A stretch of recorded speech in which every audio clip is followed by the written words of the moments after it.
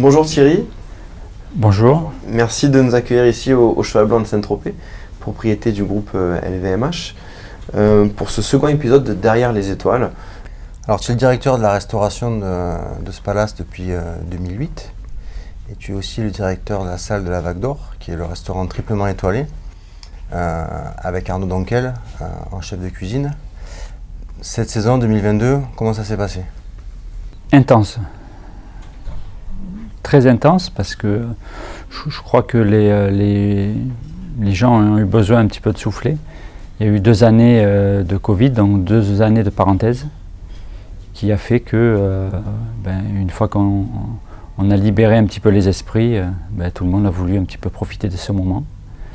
Et nous, on l'a vraiment ressenti. Dès le début de la saison, on a ouvert le 9 mai, et depuis le 9 mai, en fait, le succès ne se dément pas. C'est plein tous les jours, avec beaucoup d'entrain, beaucoup d'envie, envie de profiter, envie de se faire plaisir, beaucoup de joie. Mais nous, ça nous va bien parce que ça représente ce qu'on veut faire, donc donner de la joie et du plaisir. Alors Thierry, ici à Saint-Tropez, on va dire en quelque sorte que tu joues à domicile parce que tu es né à Hyères. Tu y as fait ta formation, toute ta scolarité. Tu as été diplômé du lycée hôtelier, donc des Palmiers, le lycée du Golfe. Adolescent, qu'est-ce qui t'a fait aller vers une formation en hôtellerie? Dans la famille, on aimait bien recevoir maman et papa. On se déplaçait pratiquement jamais. On avait beaucoup de monde à la maison. Depuis toujours, on n'a jamais eu le destin, paradoxalement, de fréquenter les tables. Mais par contre, on avait systématiquement à la maison, le week-end, pendant les vacances scolaires, on avait toujours maman invité beaucoup. Voilà, donc je pense que ça devait être un petit peu ça. Voilà, ce besoin de faire plaisir, ce besoin de recevoir. Alors justement, une fois que tu as été diplômé, tu pars faire les saisons, tu as une vingtaine d'années à peine, et ton premier poste, tu l'as à l'Acacia d'Argent, au Pradé, dans le Var. Tu es demi-chef de rang, et tu travailles avec le chef Christian Farenasso. Le courant passe de suite, il t'amène à Courchevel. C'était une rencontre importante pour toi, ce chef? Oui, parce que c'était les premiers pas finalement dans une semi-gastronomie. La restauration, comme je vous l'ai expliqué, ça a toujours été une restauration de famille. Donc tu reçois à la maison comme tu dois normalement prétendre recevoir tes hôtes. Et nous, on le faisait dans cet état d'esprit. Christian, lui, il avait des vérités d'étoiles. Moi, pas du tout. Moi, ce qui m'intéressait, c'est finalement de faire plaisir à des gens qui venaient nous rendre visite. Et Christian, c'était une personne et une personnalité qui est très attachante en plus. Il aime le sport, c'est un gars qui, à la base, qui avait fait du rugby, donc la solidarité, c'est quelque chose d'important pour lui. Et tu t'aperçois que notre métier, c'est aussi de la solidarité. Un sans l'autre, tu ne fonctionnes pas. C'est pas possible. Les cas isolés, les solistes, finalement, ne réussissent que très peu dans ce métier-là. Et Christian était dans cet état d'esprit-là. C'est un avec les autres, c'est pas un plus les autres. Voilà. Alors c'est peut-être pour ça d'ailleurs, quand tu vas à Courchevel, tu dois y aller pour être demi-chef de rang, mais finalement, en fait, il y a le barman qui quitte son poste et tu le remplaces alors que tu n'es pas forcément formé pour ça. Ouais, je n'étais pas formé pour ça. C'est ça, c'est cet esprit de solidarité-là qui t'a fait prendre je m'engage avec une personne qui accepte de me recevoir dans ses murs. Il y a un événement qui se produit, une personne quitte son poste et ce poste est pareil, est vacant. Monsieur Brochard me demande de le remplacer si j'en ai envie. Et parce que par solidarité, je dis oui, je ne me pose pas la question, vous avez besoin, je suis là, donc pas de problème. Et j'ai fait ma saison au bar en fait, donc une nouvelle expérience qui s'offrait à moi, dans un registre complètement différent. Parce que le travail du bar à la base n'a pas trop à voir avec le service de salle.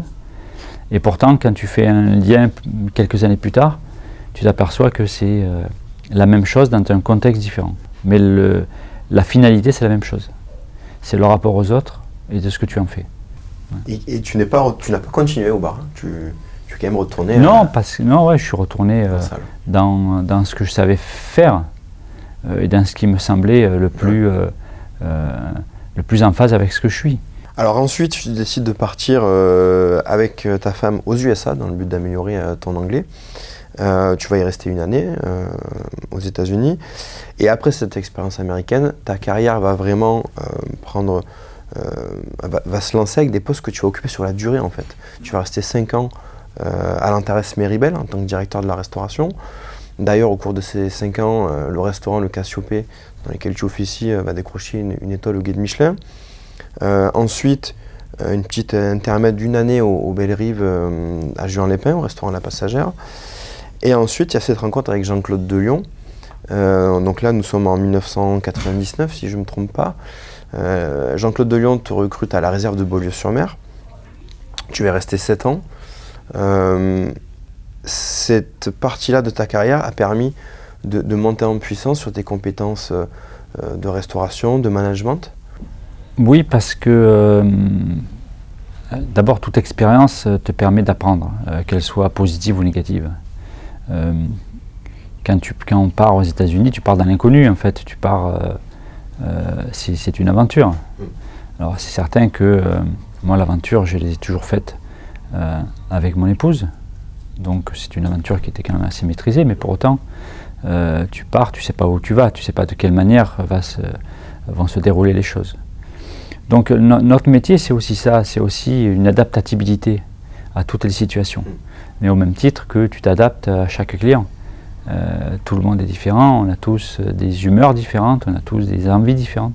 Justement, la continuité de la rencontre avec Christian, ça a été ça, ça a été, outre le départ aux États-Unis, ça a été après le retour à l'Antares. Mais l'Antares n'a pu avoir lieu que parce que Christian me rappelle pour venir l'aider dans cette aventure, qui était une nouvelle aventure. Donc là aussi, tu ne te poses pas la question. La seule question que tu te poses, c'est est-ce que tu vas arriver effectivement à faire plaisir à toutes ces personnes qui vont venir se déplacer dans une très très belle station, et de quelle manière on va traiter la gastronomie en altitude. Nous, en tant que méridional, il va falloir prendre cas de ce qu'est la gastronomie savoyarde, l'adapter à ce que tu sais faire, et surtout t'adapter à elle. En fait, c'est la nature qui va guider nos pas. Hein. C'est pas nous qui dictons nos pas à la nature. Donc on est obligé de s'adapter à ça. Alors Paris, justement, tu as fait une petite interlude d'une année pour Hélène Darroze. Et puis en 2008, M. Delion te rappelle pour revenir dans le Var et prendre la direction de la restauration de la Pinède, avec à l'époque un jeune chef étoilé, Arnaud Donquel. Comment ça s'est passé à l'époque, la rencontre en 2008? Alors d'abord, Arnaud n'était pas étoilé à ce moment-là. Hein. C'est-à-dire que c'est la maison qui est étoilée. Il faut juste rappeler que c'est la maison qui porte les étoiles. Arnaud arrive, lui, du restaurant La Serre, donc de Nomikos. Et puis moi, j'arrive donc effectivement de Paris, et on est associés rapidement, parce que M. Delion souhaite qu'on trouvait une nouvelle direction à son restaurant, qui était le restaurant de la résidence de la Pinède, celui-ci actuellement. Donc là, on s'entend rapidement, mais pour une raison très simple. À partir du moment où vous, dans vos rencontres, vous partagez les mêmes valeurs, la même passion, le même souhait de plaisir et de joie, vous vous retrouvez sur l'essentiel en fait. Ouais. Et en vous retrouvant sur l'essentiel, les choses deviennent simples. La connexion est plus facile. Oui, voilà. Arnaud en plus, c'est pas un individualiste. Il aime faire vivre ses équipes, il aime faire vivre un groupe. Donc naturellement, ça se retrouvait, parce que quand je vous disais tout à l'heure que ce qui est important, c'est les équipes, là, ça s'est retrouvé encore plus. Donc le partage un petit peu du savoir, le partage un petit peu de ce souhait d'aller chercher autour de nous ce qui était fondamental, la mise en avant d'un terroir, la mise en avant des pêcheurs, des petits paysans, des petits producteurs, ça s'est fait rapidement. Et donc obligatoirement, ça a été simple. Oui, c'était simple. Voilà. Parce que quand tu as affaire à des gens qui sont simples, tout est simple, tout devient facile. Tout devient plus simple. Ouais, tout devient facile en fait. Tu remets les ingrédients de collectif que tu as connus au début, plaisir terroir dont tu parlais à la fin, et puis finalement vous avez... Ouais, mais c'est le combo idéal. Hein. Vous avez mis le combo idéal. Le combo idéal, c'est la générosité, partage, transmission, respect de la nature, respect des saisons. Quand tu arrives à faire ça, les choses sont simples. Et tout devient simple. Voilà. Après, il y a du travail. Je ne dis pas qu'il n'y a pas de travail. Je dis que déjà à la base, c'est plus simple. Alors cette réussite, elle se traduit, comme tu nous as dit tout à l'heure, par des récompenses. Et donc une deuxième étoile va arriver en 2010 à la Vague d'Or. Et après le Graal, hein, la troisième, 3 ans plus tard en 2013. Donc depuis, l'hôtel est devenu propriété du groupe LVMH, qui en a fait son cheval blanc de Saint-Tropez. Vous êtes la référence. Je ne sais pas si vous, de l'intérieur, vous le sentez ça. Nous, de l'extérieur, quand on parle avec les professionnels de l'hôtellerie, de la restauration, c'est vrai qu'il y a une énorme admiration pour votre établissement. Est-ce que vous, de l'intérieur, vous le ressentez? Est-ce que vous avez un petit peu plus de pression au quotidien par rapport à ça? Ou non, vous œuvrez en équipe, comme tu nous le dis, et vous faites votre travail? Comment ça se passe? En fait, les étoiles, hein, c'est ce qu'on veut, c'est ce qu'on nous donne en fait. C'est pas ce qu'on va chercher. Ce qu'on va chercher, c'est vrai que je vais avoir tendance à répéter, mais c'est la joie et le plaisir de nos hôtes. Point. Notre travail, il est tourné uniquement là-dessus. Pour autant, tu ne peux pas donner autre chose que ce que tu peux donner. Donc nous, on ne peut pas faire autre chose qu'on a toujours fait. On ne se soucie pas de la résultante. Nous, ce qui nous importe, c'est qu'un client vient vivre un moment féerique au sein même de cette maison, mais parce qu'elle le mérite, mais parce que quand tu arrives sur cette terrasse-là, quand tu arrives dans cette maison-là, tu es dans un autre monde. On essaye de leur procurer de l'émotion. Et ça se traduit par une cuisine adaptée, de qualité, mais celle-ci est reconnue. Oui. Après, tu as tout ce qui fait que c'est l'art du service qui doit être mis en avant également, parce que quand tu reçois quelqu'un, tu le reçois avec la plus grande joie possible. Et chacun doit se mettre au diapason pour soi. On doit tous considérer que chacun de nos hôtes est une partie de nous-mêmes. Au même titre que quand tu fais un repas de famille. D'ailleurs, souvent, on me demande de quelle manière est fait le recrutement. Je peux vous le dire, le recrutement est basé uniquement là-dessus. Pas sur la technique des unes et des autres. Ça s'apprend. La technique, tu l'apprends, c'est comme une recette. En fait, la technique, c'est une recette. Oui. Avoir de la sensibilité, avoir juste de la générosité, ça ne s'apprend pas forcément, quoi. Voilà, on peut te guider, mais je pense que tu l'as au fond de ton cœur. Je pense pouvoir dire, on fait pas que du service. C'est l'art du recevoir, en fait. Et c'est l'art du savoir-être et du savoir-vivre. C'est un ensemble. Voilà. Alors nous, justement, tu parles de savoir-être. Nous, je ne sais pas si tu le sais, mais vous avez été la plus belle rencontre qu'on ait faite en 2016. Dans ce cadre, vous recherchiez avec Arnaud toujours l'excellence, en cherchant les petites maisons, les petits artisans, les petits producteurs. Voilà, nous, 2016, c'est l'année de la rencontre. Magnifique pour nous. Est-ce que tu t'en souviens? Ah, comme c'était hier. Ouais, vas-y, dire, tu peux... C'était très simple. D'ailleurs, ça s'est fait très simplement. Oui, tout à fait. Hein?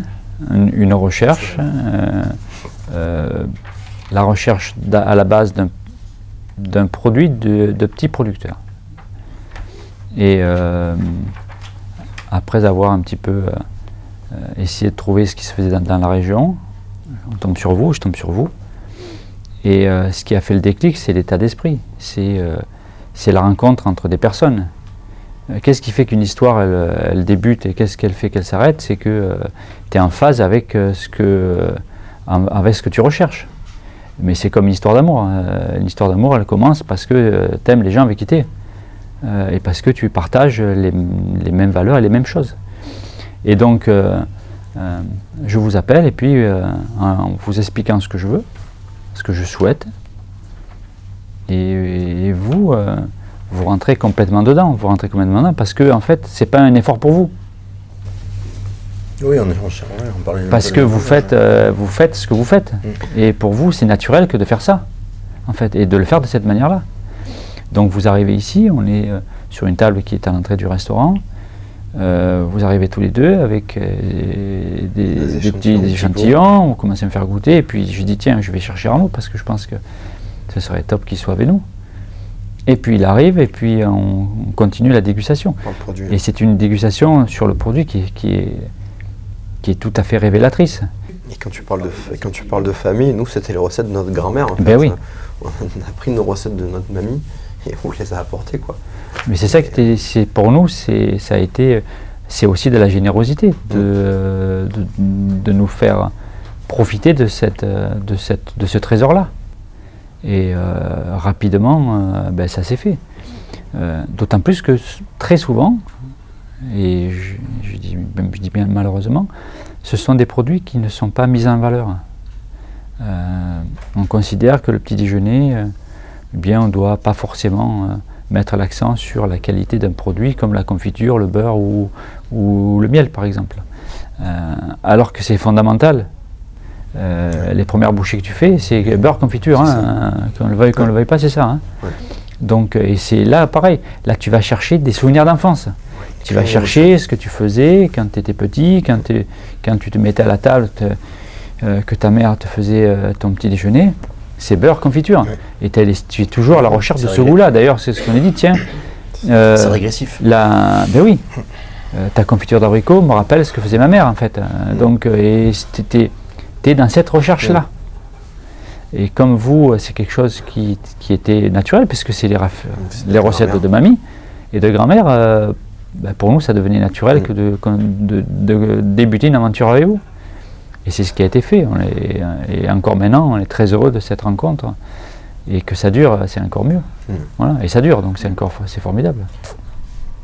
Donc oui, bien sûr, je me rappelle comme c'était hier. Oui. Alors tu as reçu 2 distinctions. Alors on va parler des récompenses individuelles, mais c'est qu'on comprend bien que c'est pas la recherche finalement de ton métier et de ce qui t'anime. Mais donc tu as quand même reçu 2 distinctions, une en 2016 par le Goemio, directeur de salle de l'année, et en 2021 le Chef Magazine, donc l'année dernière, t'a primé également.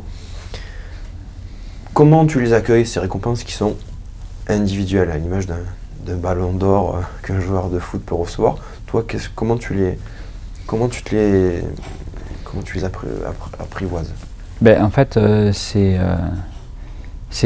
très gratifiant, mais tu ne peux trouver le plaisir dans cette gratification que si tu le partages. Donc, je trouve que c'est la reconnaissance d'une maison et de la qualité d'une maison.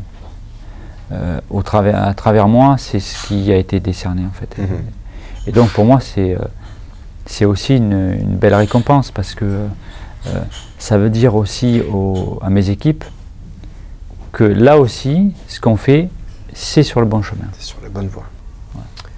Alors ta fonction requiert une présence importante ici au Cheval Blanc de Saint-Tropez, mais à côté du travail, il y a aussi la vie personnelle, la vie privée. Donc tu es marié depuis quasiment, j'ai envie de dire, depuis presque toujours avec ta femme, depuis très longtemps. Vous avez eu 2 filles. Que représente pour toi la famille? La famille, c'est le socle c'est le socle de décompression, quoi. C'est ce qui te permet de te ressourcer quand les choses ne vont pas toujours comme tu l'entends. Le côté idéaliste, c'est tout va bien, tout est formidable, tout est beau. Ouais, mais ça, voilà, ça c'est le côté, c'est ce qu'on aspire à tous. Oui. Est-ce que la vie c'est ça? Pas forcément. Donc le socle familial te permet aussi de te ressourcer, de prendre du temps, de resituer tes valeurs en fait. Ouais. Et de t'ancrer vraiment dans le sol. Le socle c'est les fondations. Et tu construis sur des fondations qui sont solides. Si ta fondation est solide, tu peux affronter la vie facilement. Quelles sont les activités en revanche que tu pratiques justement sur ce temps libre? Qu'est-ce qui te permet de... quels sont tes hobbies? Sur ton temps libre? Qu'est-ce que tu aimes faire? J'aime me retrouver en famille déjà. D'accord.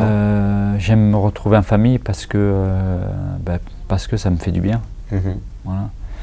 Après, j'aime bien voyager, j'aime bien partir et on essaie de partir avec Carole dès qu'on peut. Après, j'aime le sport, j'ai cet entrain à essayer d'en faire un petit peu et à m'entretenir. Quand je peux, puisque je suis aussi de cœur un petit peu ancré dans la région et marseillais, donc voilà. Tu vas au Vélodrome, tu vas soutenir les Phocéens? Exactement, ouais. Dès que je peux. Dès que tu peux, tu y vas? Ouais. J'essaye de retrouver un petit peu cette adrénaline qu'on avait quand j'étais beaucoup plus jeune, où je jouais au foot. Et c'était de retrouver cette ambiance-là, c'est quelque chose qui me plaît beaucoup. Mais parce que tu te regroupes pour un seul. En fait, c'est ça. En fait, c'est toujours pareil. Le sport, c'est ça. Pareil au stade, hein, c'est la grande famille au Vélodrome, ensemble. Mais c'est ça qui est formidable, c'est que tu te lies pour une cause. Oui. En fait, et tout le monde est lié pour la même cause. Alors Thierry, on va terminer cet entretien sur une note culinaire. Quel est le plat préféré de Thierry Di Tullio? Quelle est ta Madeleine de Proust? Sur ce que j'aime moi à la Vague d'Or ou ce que j'aime moi en général? Deux, toi, Thierry Di Tullio en tant que voilà. Et après ici, qu'est-ce que Arnaud fait? C'est assez simple. C'est assez simple parce que l'histoire avec Arnaud a pratiquement débuté lors d'un déjeuner. Maman avait souhaité inviter Arnaud à un déjeuner. Alors c'était avant qu'il y ait la 2e et 3e étoile, je dois vous avouer. C'est-à-dire que c'était en 2009, comme elle voyait qu'on s'amusait bien ici, et que chaque fois qu'on échangeait avec maman, on parlait de la Vague d'Or, on parlait d'Arnaud, on dit tiens, tu devrais l'inviter à la maison et compagnie. Okay. Mais avant que ça s'organise, avant qu'on trouve le temps avec Arnaud de le faire, il s'est passé 2 ans, quoi. Et donc on est passé d'un restaurant qui était 1 étoile à un restaurant 2 étoiles. Et là, maman n'avait pas voulait plus inviter Arnaud. C'était fini. Trop de pression. Ah ouais, elle voulait pas, tu comprends, c'est un grand cuisinier, qu'est-ce que je vais y faire? Je dis, fais ce que tu sais faire. Comment ça, qu'est-ce que tu fais? Fais exactement ce que tu fais. Mais je fais quoi? Je fais les moules, je fais le poulet au curry, je fais le lapin. Voilà. Fais le lapin. C'est le plat que tu fais quand tu as la famille. Fais le lapin. Et donc, maman a une recette qui est une recette très vieille, qu'elle tient elle-même de sa maman, qui elle-même le tenait de sa grand-mère. C'est le lapin crevette. Et donc, la journée s'est magnifiquement bien passée. Arnaud vint déjeuner avec Marie, Maxence et Louis, donc il y avait toute la famille. Et puis, donc c'était joué, on a joué au boulin, on a fait les jeux de boules, on a fait tout bien comme il fallait. Tout bien comme il fallait. On les a fracassés parce qu'ils ne savaient pas trop bien jouer au boule. Mais l'essentiel, c'était le déjeuner. Oui. Et puis, maman tomba un petit peu malade, c'était en fin d'année. Et nous, on réécrit les cartes systématiquement au début de l'année, justement. Et en janvier, donc on s'installe ici, Arnaud commence à écrire ses cartes, je suis avec lui, et puis je vois l'écriture d'un plat, c'est le lapin façon Claudette. Alors c'était mon enfance, je préfère ce plat-là. J'ai toujours mangé ce plat-là, il n'y avait rien d'exceptionnel. Oui. Oui, pour toi. Tu crois toujours qu'il n'y a rien d'exceptionnel, mais un plat, ça te hante toute une vie pratiquement. Tu as des odeurs qui te hantent toute une vie, tu as un goût qui te rend toute une vie, mais tu ne peux pas savoir que ça va à quel point ça va te poursuivre. En fait. Poursuivre toute ta vie. Tu t'en aperçois quand la personne n'est plus là. Oui. C'est à ce moment-là que tu t'en aperçois. Oui.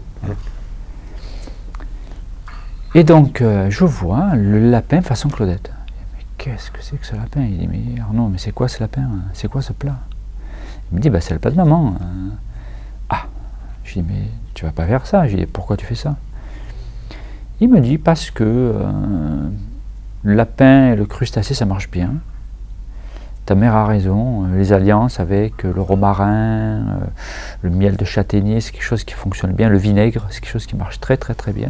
Puis on s'est régalé en fait. Donc, puis maman, comme elle est malade, et s'il y arrive quelque chose, eh ben, elle sera avec nous tout le temps. Et donc ce plat-là, qui est devenu un plat à la carte, est un plat maintenant, même encore maintenant, en 2022, il est à la carte. D'accord. En fait. Et ce plat traverse le temps, traversera peut-être les générations, parce que un cuisinier un jour a décidé que ce serait comme ça. Et ce plat-là, finalement, qui pour moi était un plat commun,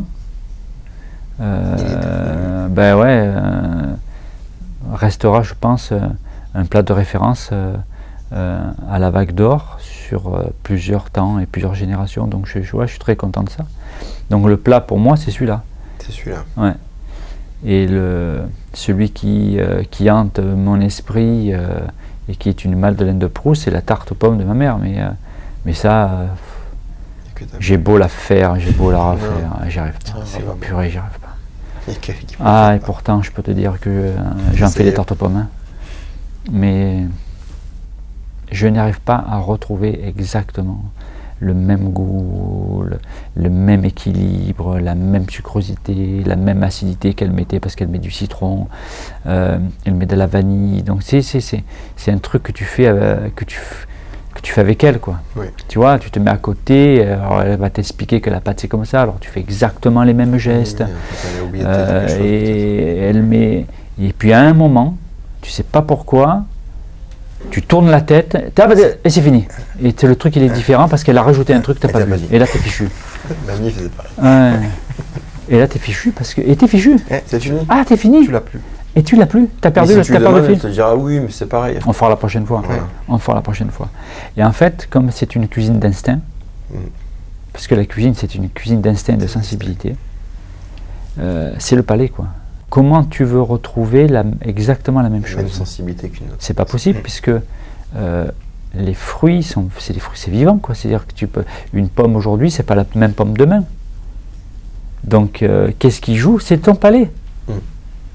Quand tu fais la réduction, quand tu vas sur une réduction de quelque chose, tu as beau goûter aujourd'hui, si le goût de demain ne sera pas le même, il faudra juste le rééquilibrer. Donc un peu plus de sucre, un peu moins de citron, un peu plus de citron, un peu moins de sucre, un peu plus. C'est ça en fait qui fait la différence. Et c'est pour ça que la cuisine, c'est une alchimie qui est très complexe. En fait. Une cuisine de goût, c'est une cuisine de sensibilité en fait. C'est une cuisine qui est d'un équilibre tellement précaire.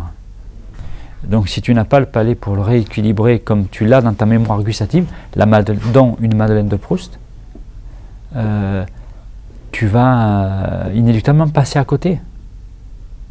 J'ai connu ça une fois dans ma vie, je dois vous avouer,